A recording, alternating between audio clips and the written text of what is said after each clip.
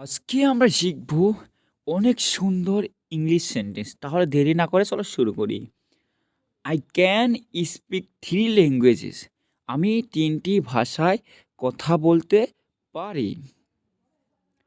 If I had a house too, ইয়ার অর্থ হবে আমারও যদি একটা বাড়ি থাকতো। তোমরা যদি আমার হোয়াটসঅ্যাপে গ্রুপ জয়েন হও নাই তাহলে ডিসক্রিপশনে লিঙ্ক দিয়ে আছে, সেখানে জয়েন হয়ে নেবে।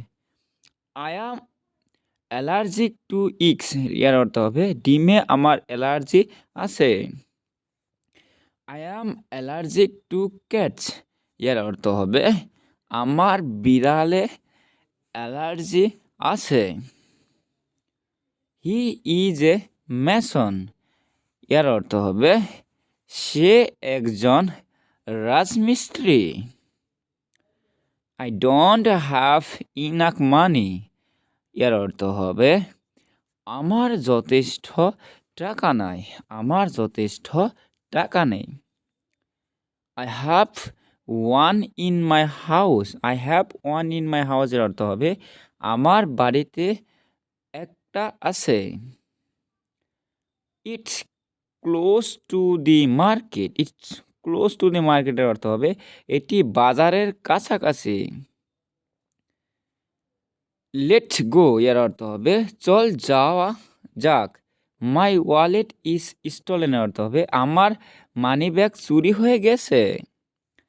কিপ ইউর মাউথ শাট এর অর্থ হবে তোমার মুখ বন্ধ রাখো, তোমার মুখ বন্ধ রাখো। Keep out of my room, keep out of my রুমের অর্থ হবে আমার ঘর থেকে দূরে থেকো।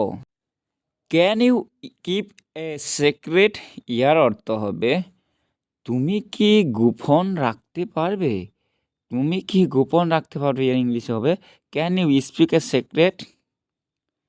Keep away from zone, keep away from জোনের অর্থ হবে জোনের থেকে দূরে থাকো।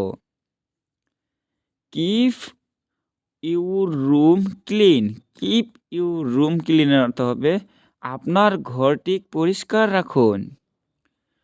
Do you keep a diary, do you keep a ডায়েরির অর্থ হবে তুমি কি একটি ডায়েরি রাখো। কিপ মুভিং, কিপ মুভিং এর অর্থ হবে চলতে থাকো। কিপ ট্রাইং, কিপ ট্রাইং এর অর্থ হবে চেষ্টা করতে থাকো, চেষ্টা করতে থাকো। বন্ধুরা ভিডিওটা ভালো লাগলে সাবস্ক্রাইব করবে, শেয়ার করবে, তার সাথে একটা লাইক দিয়ে যাবে। ধন্যবাদ।